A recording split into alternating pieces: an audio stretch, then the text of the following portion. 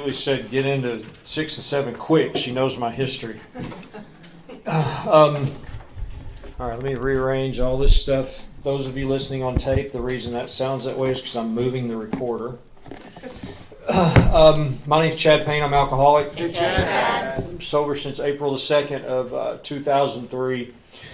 And this is the after lunch 6 and 7 talk, otherwise known as nap time. So I'm telling you right now, wake up. Let's be lively. Seriously though, if you do feel yourself getting a little sleepy after eating and being out in the sunshine, and just stand up. It's okay. You're not going to hurt my feelings. Stand up, move around a little bit. That's fine. I have dozed off. You can ask Julie. I've dozed off in the middle of some enthralling speakers, so I know how it feels. So that's no worries. Julie, not my Julie. Julie, thank you, Julie, for putting this on. Does anybody have any doubt who's in charge of this thing? Is it pretty obvious? Is it just me? It does. I love how Julie opened this up, talking about everybody here, and it does take a village for some of us, and I just love people like Julie, who's a creator in AA, a creator, and the effect that has on so many alcoholics, so many people in recovery. Somebody that's willing to create things and so early in sobriety and be doing all this stuff. And so thank you for doing this. Our other speakers, Nicoletta said she takes after her grandma. She's a badass, right? For sure. Wow. So, that's what I thought the first time I heard. It's like, she's talking about such spiritual things and seems like such a badass. That's exactly how I felt. And I love, Shannon, both you guys just bringing such a passion for AA and for helping people and for growth, spiritual growth. Because those aren't always in the same package. There are a lot of people in AA out there that are really passionate for carrying the message, but when it comes to looking at myself, not so much. And it's cool to meet people that are and get to know people and kind of fall in love with people that are really passionate about all this. And then it's my Julie, like she belongs to me. She that's what my head tells me when she's misbehaving. I was telling Julie the other day, one of the most genuine people that I know. I just it's such an honor to get to walk this path and do this together. And we were last night. We were sitting at the kitchen table with our big books out, and what are we going to talk about tomorrow? And we were just going through looking at lines and just there's no better way to describe geeked out on the big book and how fun is that? And then to have couples doing this, it is really, it's a cool thing to have couples doing this. And my you'll hear a lot about my old sponsor Charlie, who died 2 years ago, and his wife Katie, and both of them run around all over carrying the message. If you've never listened to Charlie and Katie, give them a listen. They're easy to find. And Katie used to say, one of my favorite sayings from her, she would say, one alcoholic in a relationship is a lot. And we both we got two. Yeah. And how many people are here in a relationship? How many people are here in a relationship with someone else in recovery? Raise your hand, Mama.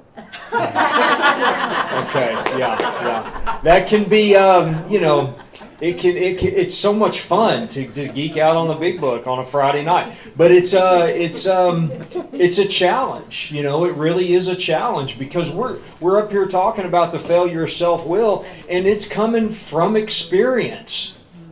It's not a theory, and it's coming from current experience. And when you put two people together like that in a relationship where I'm dependent on you to keep me happy and you're dependent on me to keep you happy, that can be a recipe for disaster. And I can tell you that some of the best growth that's happened to Julie and I has come through the work we've had to do around living with each other in a relationship. Julie and I have been together 12 years, and we're in round 3. It's been a challenge. But I remember one time we used to fight, and we tried so hard not to fight. We worked so hard. We would stop in the middle of a fight and pray, and then continue fighting. We would meditate together. I remember we were listening to a talk by Eckhart Tolle. I always kind of round the end off his name because I'm not exactly sure how to say it.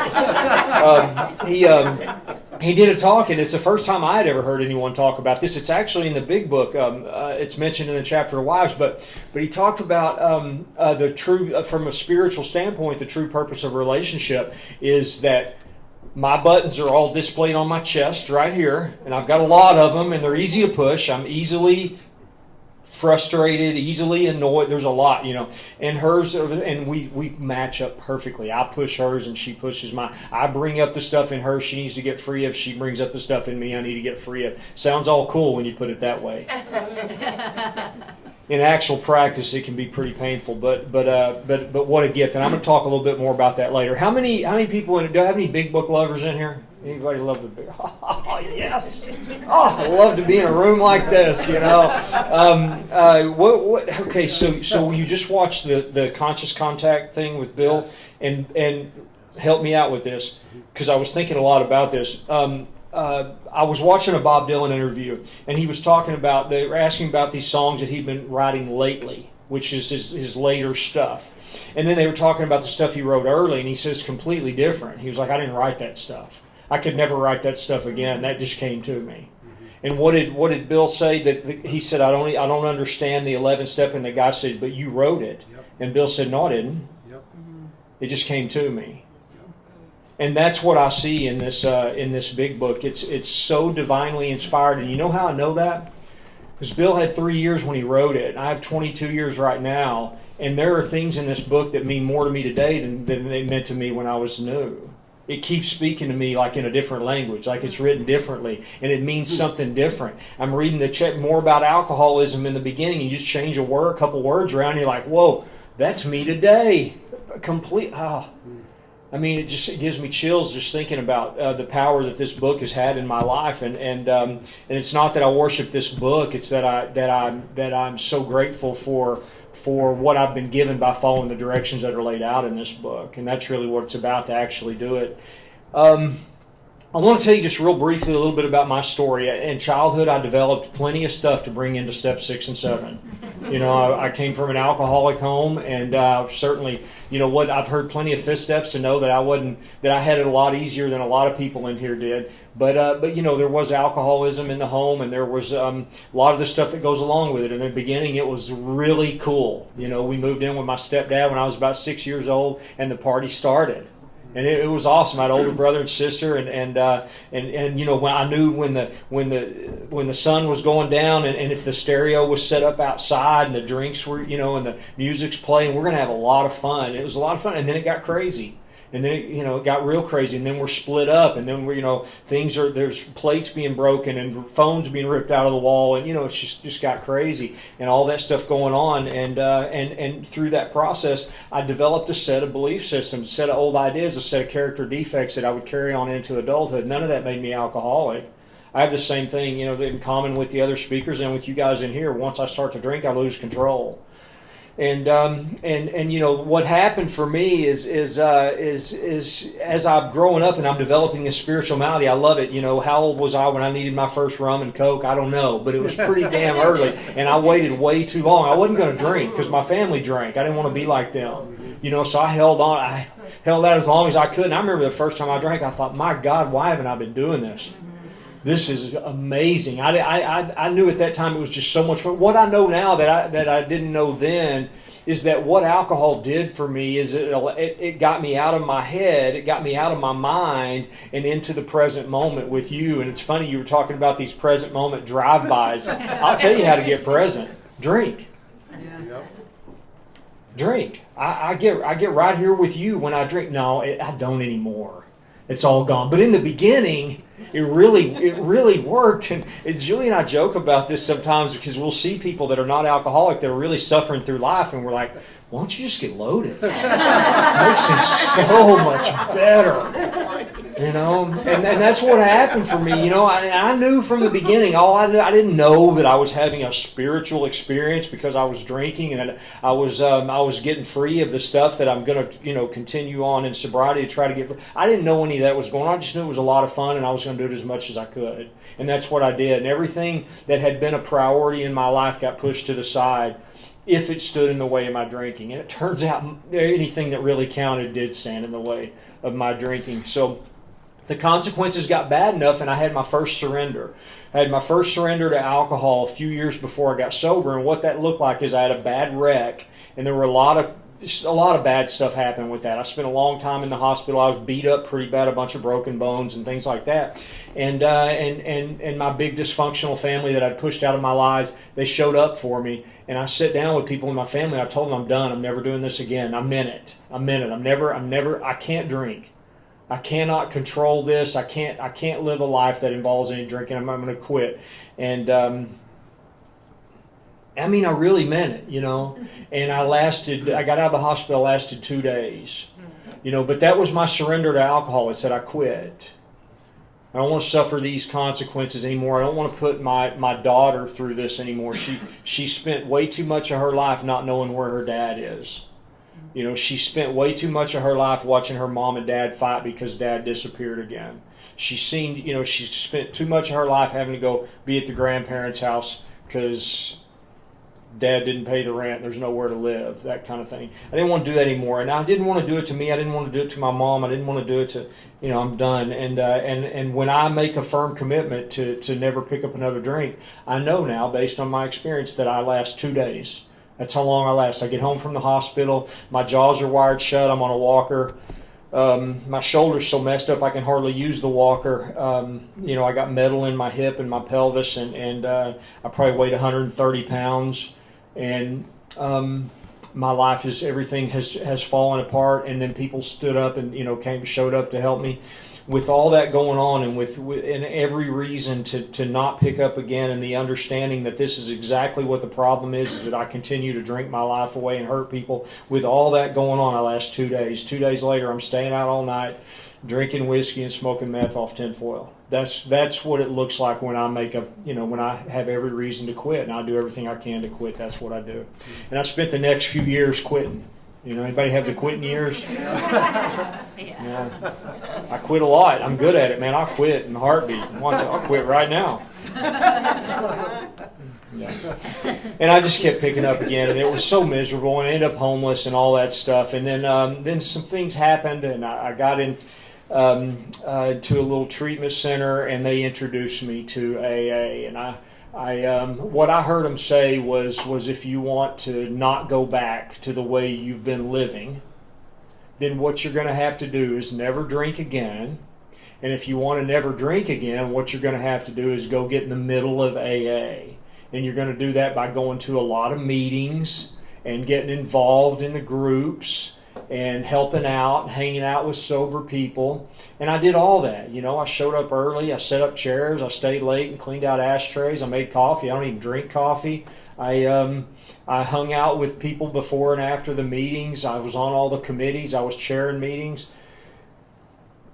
And that's what my recovery was based on. It was based on being a member of AA, and I stayed sober and I stayed sick.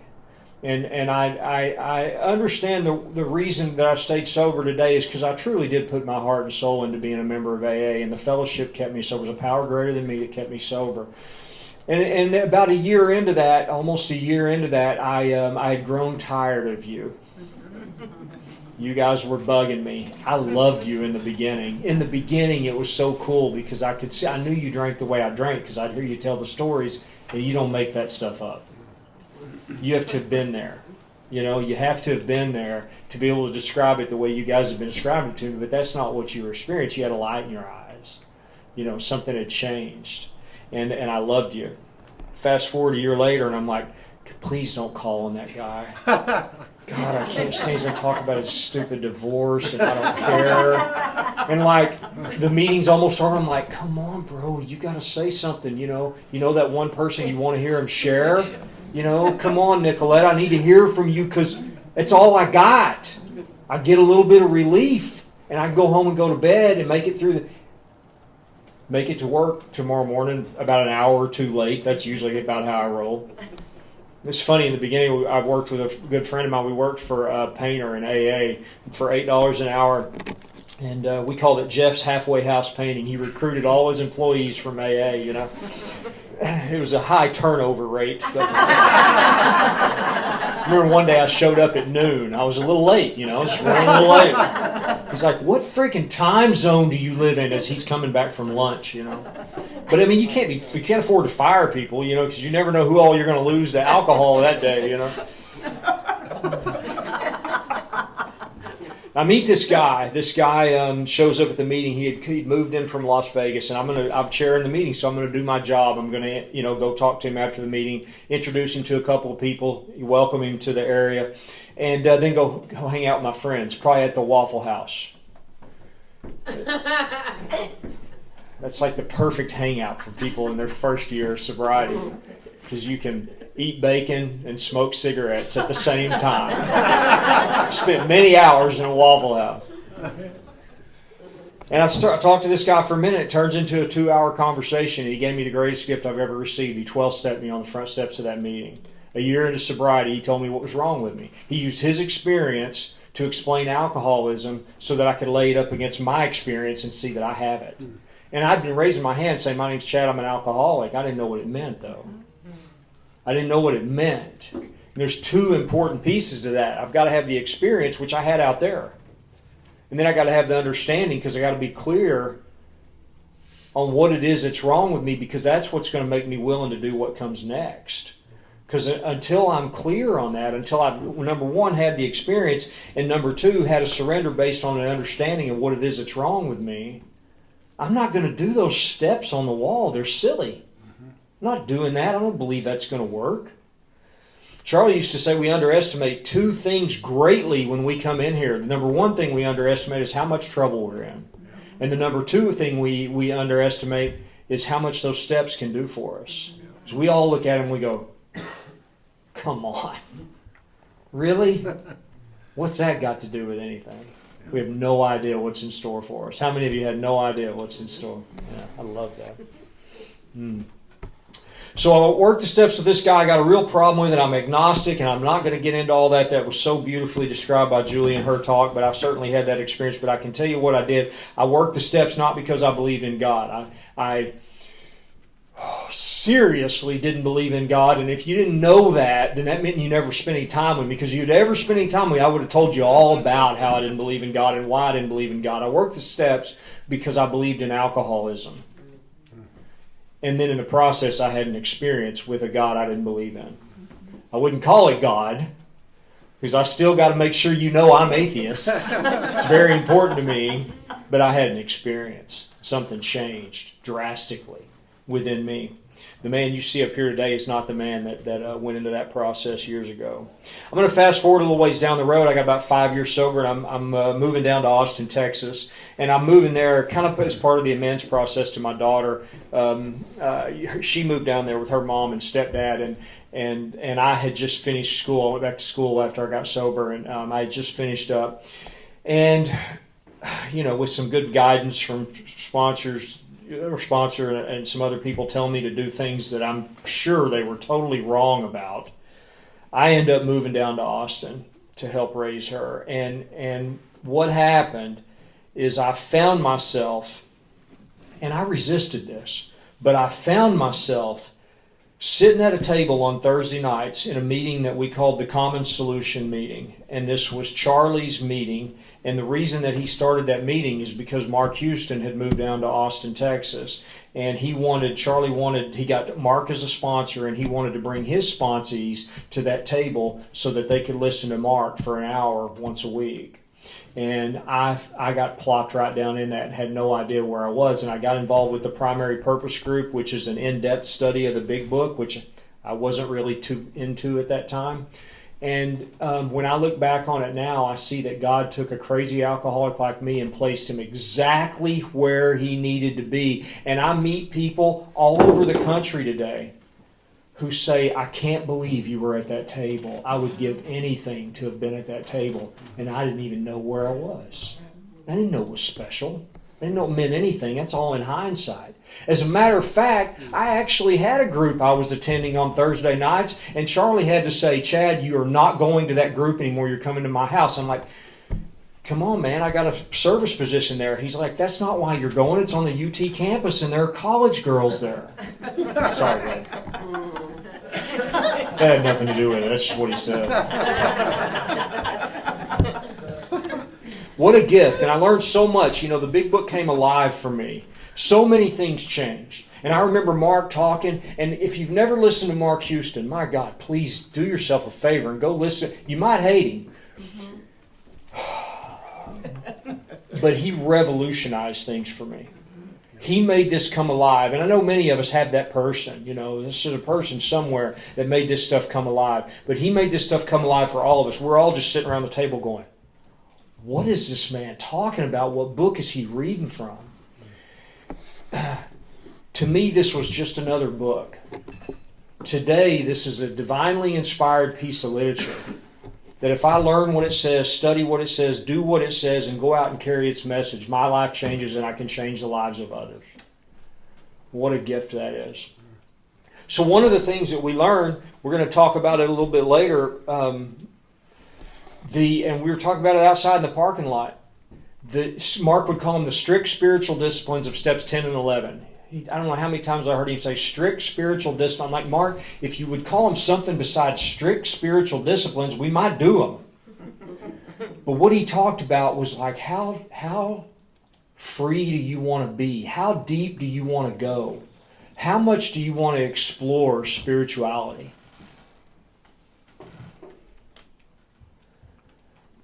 Like, let's take this seriously and see what we can do with it.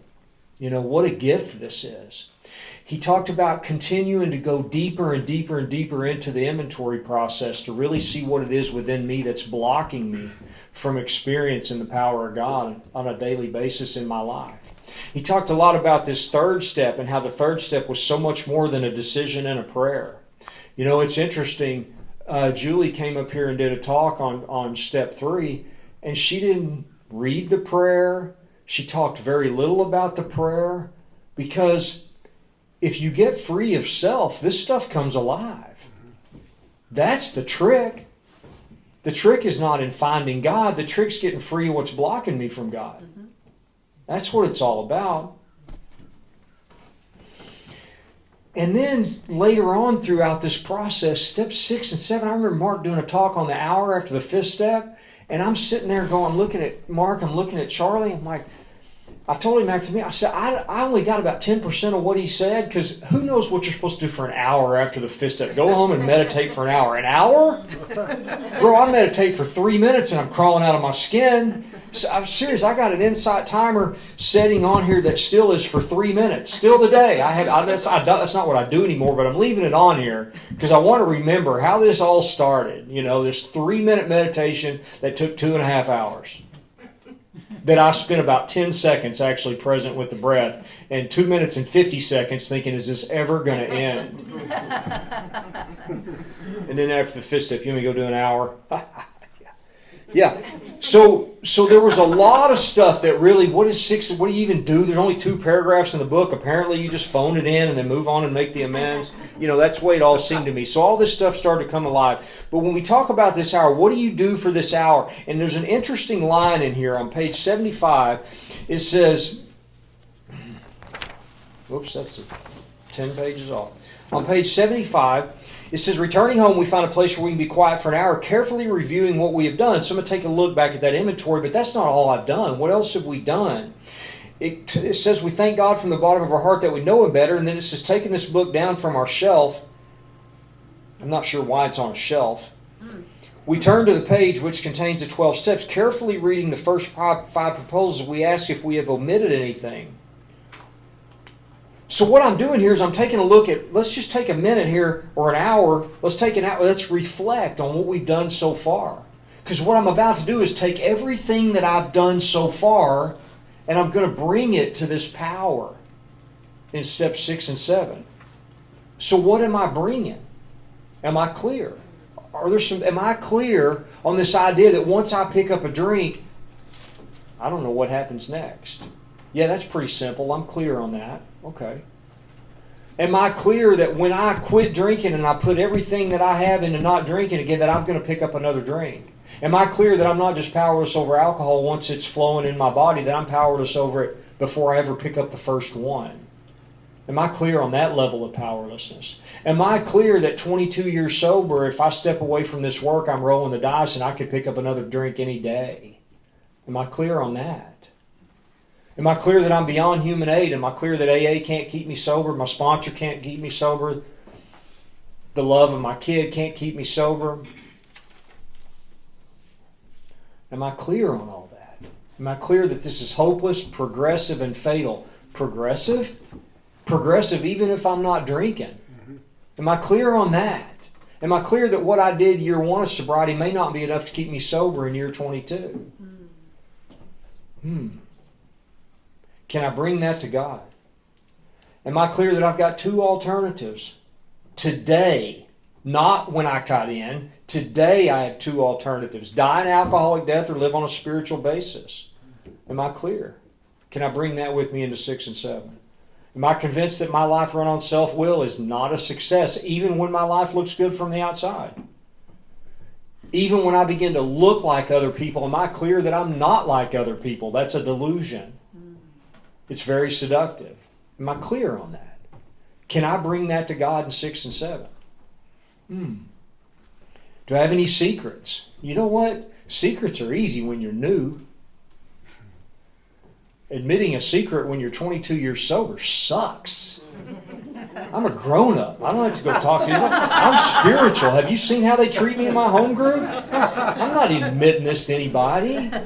My ego can't take that hit. My ego's crushed when I walk in the door for about 10 minutes.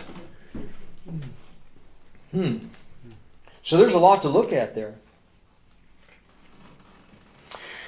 What I'm actually trying to take into 6 and 7, when I look back at steps 1, 2, and 3, what I'm actually trying to take into 6 and 7 is a clear understanding of powerlessness, an open mind, an open heart, and a true willingness to change.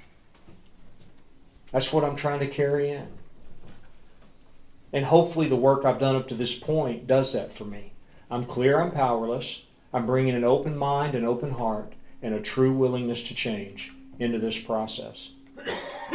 Because everything that I've done has led to this point in 6 and 7. And everything I do from here on out is to carry this out. What happens in 6 and 7. That's what it's all about. I'm so glad that I got the most important steps today. Thank you.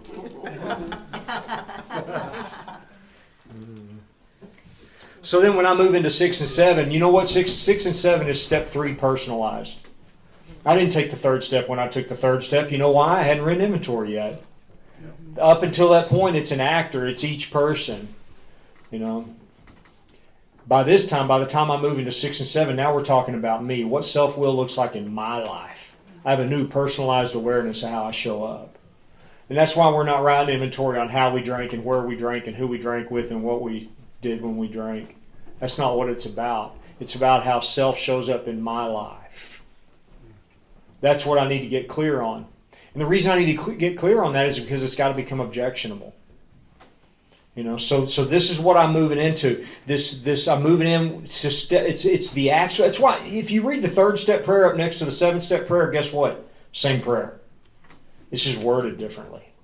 You know, and some people like to say there's an amen after it in the 7th step prayer, but not in and because this is like where you're actually carrying it out. Cool, that's fine. That's kind of how I look at it. Mike Lorenz, I love how he says it's like the 3rd step with teeth.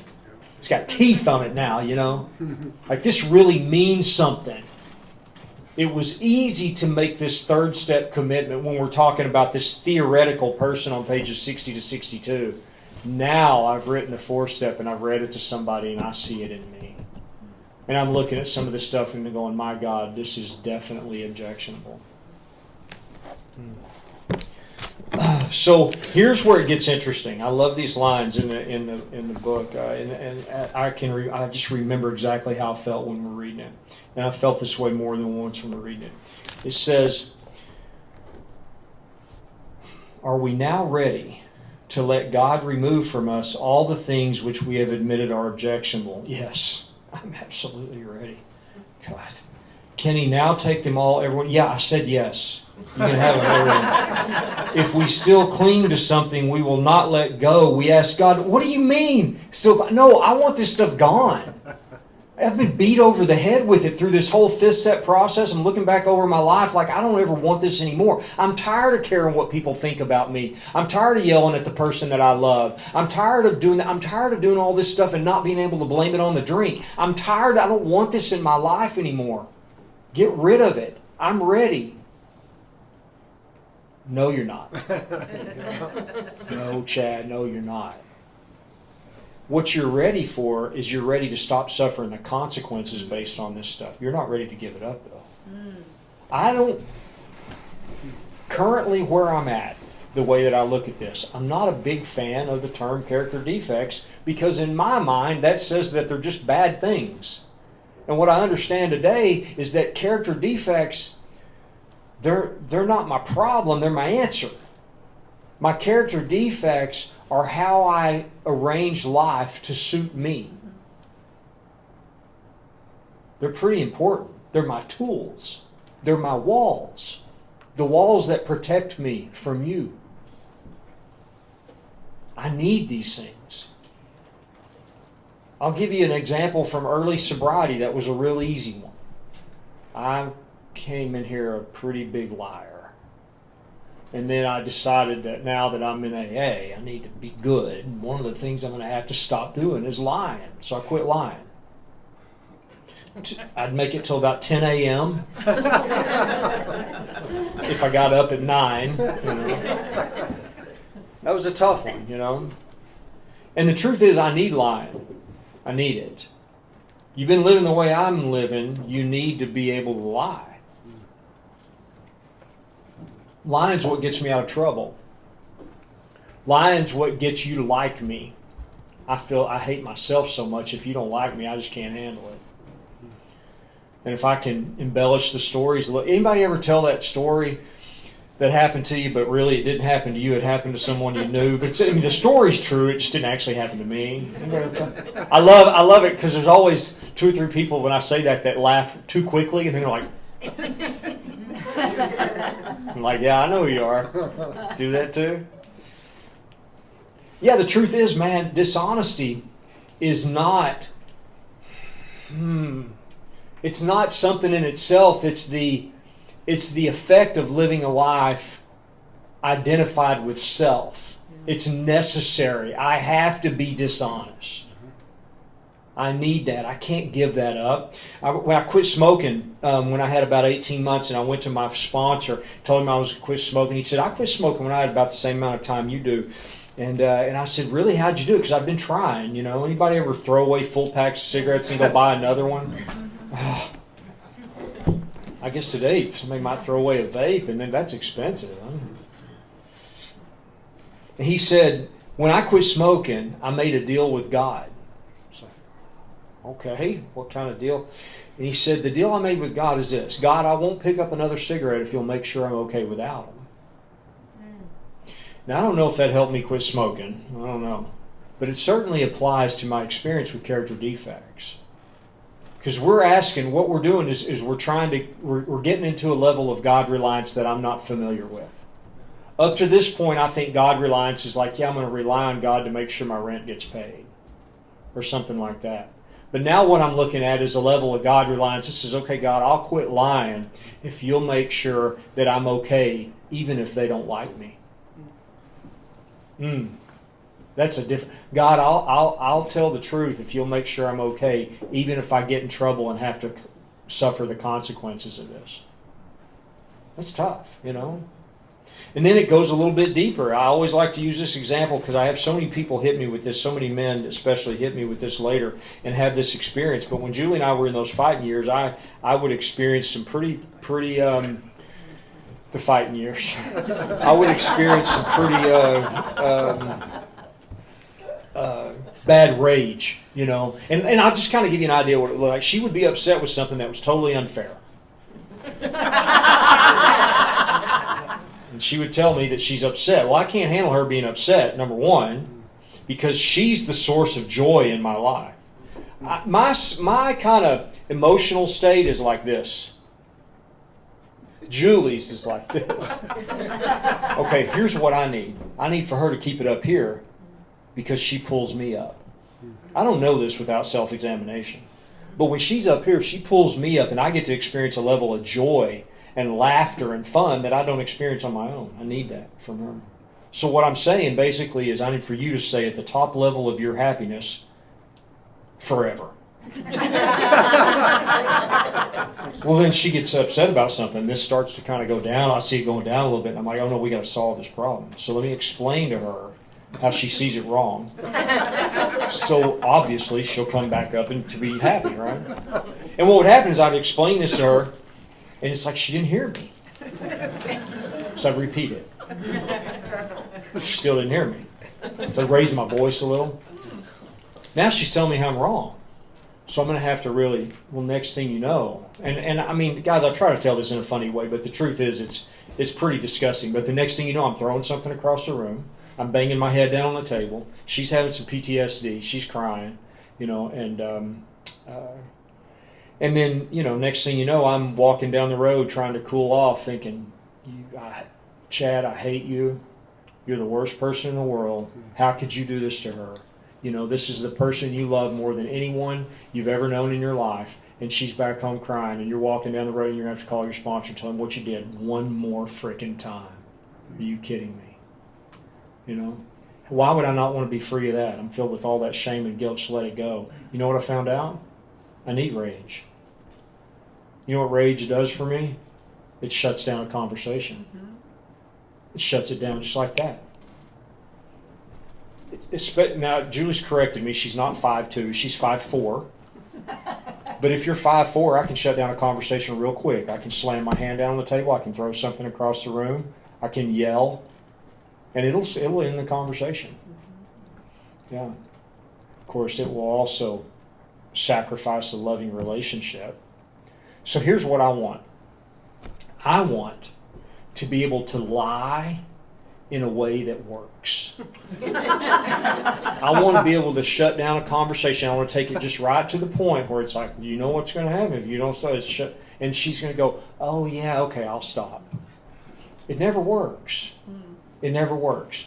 And maybe that's why it's called a character defect. Because it's not getting me my goals are different now. What I want to have is a truly loving, meaningful relationship. I didn't care that much about that before I got sober. I just needed to know how to shut down a conversation. I didn't care whether or not people trusted me. I just needed to know how to lie my way out of stuff. But things change. My goal changes. And that means that solution's not working for me anymore. But I still think I need it. The one that I'm dealing with today, just to be fully transparent, indecision. I get overwhelmed. I have decisions to make. I don't know which decision to make. So you know what? Let's see what's on YouTube. It's a tough one to give up. What does indecision do for me? Why would that be in my toolkit? Well, if I don't make a decision, I don't make the wrong decision. And somewhere in my set of old ideas, there's a real strong one that says if you're wrong, you're bad. I got to be right, and I'll sacrifice a lot to be right. So here's the question then. What do I really want here? I'm kind of faced with a dilemma. It's about management versus surrender. I'm trying to manage character defects. The steps are asking me to surrender them. So now, are we now ready to let God, okay, maybe I'm going to try to be ready. Can he now take them all, every one? I mean, I guess, but there's a couple I really would like to hold on to because I need them. I hear some people say God doesn't remove all my character defects. I believe God will remove every single one of them that you will surrender. The truth is, I'm not ready to surrender. If we still cling to something we will not let go, we ask God to help us be willing. I understand that today. God, please help me be willing to let this go, to trust that you'll take care of me if I don't have this tool in my toolbox. Okay, so all you got to do then is just surrender and you're good to go. No, now we're faced with lack of power. It sounds like when you're drinking, right? That first surrender I had to alcohol was like, okay, I'm done. I'm not going to do this anymore. And then it's like, oh, yes, you are. That's what character defects are like. Not only am I powerless because I'm asleep and I don't see that it's a solution, even when I see that it is a solution. I see the truth about it. I still can't stop. That's a tough place to be. How many people have tried to work on your character defect? Anybody tried to work on? Sometimes we have a little bit of success with that, but it doesn't last. It just doesn't last long. That kind of success, it's not the kind of success that a guy like me needs to get free of some of this stuff. Here's the deal. Most of us want our lives to change. But the truth is, if I really want my life to change, I have to change. I can't stay me and expect my life to be any different. As long as I'm the same me you're looking at, I'm going to keep having the same experiences that I'm having. Anybody have a certain situation that keeps coming up for you? Maybe it's a new name and a new face, same situation. I remember my principal, I taught at a school for kids that were kicked out of school. I taught in a disciplinary alternative high school for a long time. And my principal, he was really a wise man. And one day he said to us, all right, I want everybody in here, this was toward the end of the year. He said, I want everybody in here to think about that kid that just drives you crazy, that kid that you just can't handle. And it's like, okay, done. We all got that kid. I'm having to narrow it down. I got a few here. And he says, the year's almost over, and that kid's probably going to go back to his home campus to start the next year. That's great. That kid's going to be gone. But he's coming back. That kid's coming back. He's going to have a different name and a different face, but he's coming back, and he's going to push the same buttons on you. So what I'm asking you to do is over the summer, figure out a way, find a way to get free of those buttons that kid's pushing. Wow. How much does that speak? I'm running on programs. That's what this is really saying. I'm running on programs. When this happens in my life, I do this. It's a program. And it's way too powerful for me to think my way out of it. Way too powerful. The only way any of these programs are going to change is if God changes it. And the only way God's going to change it is if I surrender it. And the only way I'm going to surrender it is if I become aware of it. And the only way I'm going to become aware of it is through doing this work. I can't change myself. If I want my life to change, I have to change, but I can't change me. I can be changed. So then what do? Well, I have to place myself in a position to be changed. That's my job. It's to place myself in a position to be changed and try to keep myself in a position to be changed. How do I do that? Try my best to stay spiritually fit, because the more spiritually fit I am, the more I'm living in a place of surrender. And it's only from a place of surrender that I can be changed. When I'm not in a place of surrender, I'm holding on to who I think I am way too tightly to ever change. That's the trick to this thing, and that's why we do what we do. So what is my job? My job is to write the inventory, to read it to somebody, to take this stuff to God and truly surrender it the best that I can. You know what the biggest act of humility, the biggest act of surrender is to go clean up the wreckage of the past for the things that a week ago I didn't even think were my fault. Even if you hurt me more than I hurt you, go clean up where I caused harm. Because I see it differently today. I understand today that I'm not blocked because of what you did to me. I'm blocked because of what I did to you. Why wouldn't I want to get free of that? My job is to practice steps 10 and 11 to the best of my ability to get free of this stuff that's blocking me. My job is to get out of my own way and go be of service. I've heard it said, I heard it said on the phone not long ago, someone talking to me that was trying to pull me into a little big, I'm a self-professed big book thumper. I had someone trying to pull me into a little big book 12 and 12 debate. And this time, I didn't do it. I give me a hand for that. I feel really, yay, I didn't do it. And this person said to me, you got to get out the 12 and 12 to do steps 6 and 7 because there's nothing in it on the big book. Hey, what's in the 12 and 12 on 6 and 7 is great. It's good stuff. But I don't believe that you have to have much on 6 and 7 because there's not a lot for me to do. I got plenty to do, but it's not in these steps. I don't remove my own character defects. I've got a sponsee that calls it real-time 6 and 7. You know what? When I do a piece of inventory, and I go read it to my sponsor, and then I go into 6 and 7, I've got a list of old ideas and character defects that I bring into that, and now I'm bringing those into my practice of 10 and 11. I know what to watch for. I know today, currently, what it is that I need to be watching for. What tends to, you know why? Because I did the inventory. I know what to watch for today. I know what to look for when I'm doing my review at night. I know what to pray for when I'm doing On Awakening. I know because I'm aware, because I'm paying attention to that stuff. I act like I know so much. Truth is, there's plenty going on I don't see. There's plenty of room left for growth. But there's also plenty that I know to look for, because I'm trying my best to stay awake and do this work.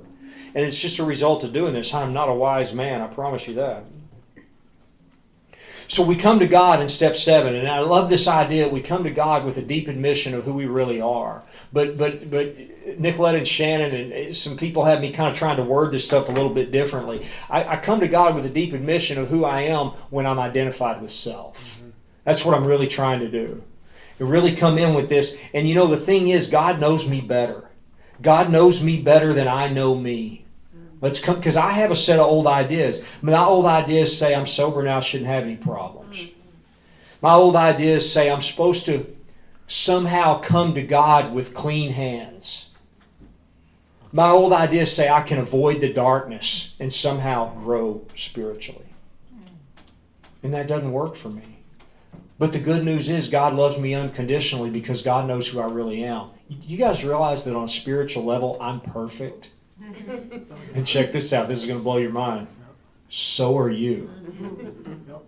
From a spiritual perspective, we're perfect. We're perfect. With a really frail, fragile, temporary body, personality, thought life, belief system, emotional state. Yeah. Spiritually perfect, though. Isn't that cool? Yeah, and God sees that. God loves me unconditionally. I remember one time I was talking to Charlie, and I told him a lie. And then I had to go back and clean it up. And I was like, Charlie, I lied to you, man. He rubs me on my head. He rubbed my head. And he said, it just makes me love you more. That's how I see God's love. You know, it just makes me love you more. So I have 4 questions I work with in steps 6 and 7. The first question is, what is it that's objectionable? Should be clear on that now. What is it that's objectionable? Second question is, can I fix it on my own power? And usually a quick look at my experience will see that I can't, but maybe I need to try a little while. You know, and see that I can't fix it on my own. The third question, this is a good one. Am I willing to let God change me in whatever way He sees fit? A little scary. Yeah. God reliance lies in the unknown. Can I learn to embrace the unknown? You got to beat me up pretty bad before I can even start to accept the unknown, much less embrace it. That's the gift that we all share in here. Is we've been beat up bad enough to embrace some things that we otherwise would never even take a look at. And then it gets interesting in this, and I'll just tell you real quickly. There's another question. We do the 7-step prayer, and then there's a question: how can I align myself with the process? What is it that I need to do? I'll give you just a real simple example from I sponsor a guy, and he read fear inventory. His girlfriend's cheating on him, so he reads this inventory, and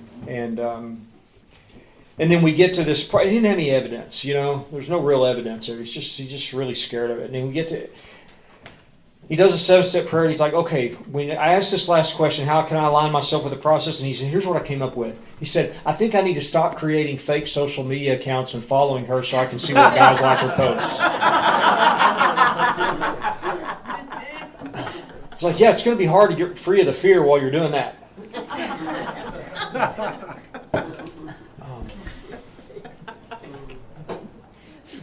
I have some experience with that myself. I don't have I don't have time to tell you all that. Maybe I will later. So how do we grow in here? And I want to read that from what I was talking about earlier about the relationships thing. I just found this line in the chapter of Wives, and I like it so much. It says, the faith and sincerity of both you and your husband will be put to the test. This is on page 117, if there's any other big book nerds in here that want to know where this is. The faith and sincerity of both you and your husband will be put to the test. It's a test. These workouts Tests and workouts. It's just true love. No, it's a test and a workout. Should be regarded as part of your education. For thus you will be learning to live. You will make mistakes, but if you are earnest, they will not drag you down. Instead, you will capitalize them. Bill liked that term. It means turn it into money. To capitalize, it means turn it into something worthwhile. A better way of life will emerge when they are overcome. That's a relationship as a vehicle for growth, but there's another place this is talked about in the big book, and I really like this. It says, avoid then this is on 133, avoid then the deliberate manufacture of misery, but if trouble comes, it will. Cheerfully capitalize it as an opportunity to demonstrate His omnipotence. Such a high path of spiritual growth is to use life as a vehicle to get free and grow. Life's coming, as we all know. You know, I saw the hands go up in the sobriety countdown. There's a lot of years in here. Life comes at us. Life gives us opportunities. We made a deal in the third step, and the deal was, God, I'll stay close to you and I'll do your work if you'll give me everything I need.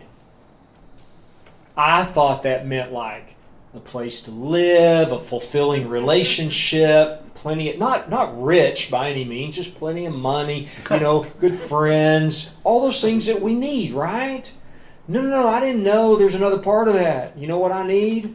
I need opportunities in my life to bring up the darkness within me so that when it's down here, there's nothing I can do about it. When it comes to the surface, now I got a choice. One thing that I can do is I can fix it. I can change it. I can put my hands on it. I can arrange life out here to fix my internal condition. I got another option though. Proper use of the will. I can use the will to take this thing that's coming at me and do whatever I have to do to get undisturbed and let it go. And make the amends if I've caused any harm. To get undisturbed and let it go, to get free. That's the proper use of the will. That's what I get to do. And that's how we use life as a vehicle for growth. The challenges are coming. The challenges are coming. And when it hits, I can either fix it or I can write the inventory. And that doesn't mean that I don't do anything about what's going on out here. Spirituality doesn't look like I just sit back and let everything happen. I have to do things. I have to participate in this life. I'm still a human. I'm not levitating by any means. Not even close. But it means that I can do my best to get free in here before I act out here. And if I do that, if I do my best to get free in here, not only does this situation go a lot better, but it allows me to get free of the stuff in here that caused me to be disturbed in the first place. And that's growth. Because have you noticed when you write the inventory, it's never really about what you're writing the inventory about. It's about that stuff way in the past that caused the disturbance in this moment. And that's what I'm trying to get free of. So life presents challenges. Life presents opportunities for me to grow. But I don't call them challenges or opportunities. You know what I call them? Problems. I call them problems. It's not a problem. It's an opportunity. Okay, so the last thing I want to say in my remaining 35 minutes. It's messy. Growth is messy. It's really messy. It's embarrassing. We grow up right here in AA, but we all do it. We do it together. And that's the beauty of this thing. I'm a big step worker. I'm a big believer in carrying the message. But sometimes I don't give enough credit to the fellowship. We come in here and we do this together. There's no way that I could face all that I face in this process without your arms around me. And thank you for that. Thank you for doing that for me. Thank you for doing that for each other. And thank you for allowing me to do that for you. Because that's what we do with each other. We hold each other while we grow. And we accept each other and love each other through the process. And then behind the scenes, we judge each other really harshly. So to wrap it up, on page 76, there's a prayer here, the 7-step prayer. And I look at this as a commitment, same as the 3rd-step prayer. And I remember I went to this lady for some therapy. She was in AA. She's 40 years sober in AA. And she's also a therapist. And I went to see her. it was the summertime. I was off work, and I went and saw her like 3 times, and she said, okay, I've learned all about your history. We can do some good work here. I need you to commit to see me once a week for 6 months. I was like, well, that's great, but I work up north, you live down south, and I don't think I'm going back to work, and I'm a teacher. I'm going back to work in the fall, and I don't think I'll be able to get down. And she goes, well, no, all I'm asking you right now is just to make a commitment. And I said, well, you don't understand. It's like I'd have to take off one afternoon every week to come see you because you don't. And she goes, stop. I'm not asking you to figure it out. I'm asking you to make a commitment. I'm like, okay. Okay. And that's what we're doing right here. We're making a commitment to let go of self. I don't know how to do it. I can't imagine that it's going to work. But what happens, what she told me, what happens, and this was my experience, happens over and over. When I truly surrender and make a commitment, God opens a door. It happens over and over. And that's what we're doing in this process when we say this 3rd step prayer, this 7th step prayer. We're making a commitment to do something we don't know how to do and we can't do. Can't do this. But if I make the commitment and then do the rest of this, follow the rest of these instructions, the miracles happen. That's what spiritual awakening looks like. So the prayer here says, my Creator, you can say it with me if you want. I am now willing that you should have all of me, good and bad. I pray that you now remove from me every single defective character which stands in the way of my usefulness to you and my fellows. Grant me strength as I go out from here to do your bidding. Amen. Thank you.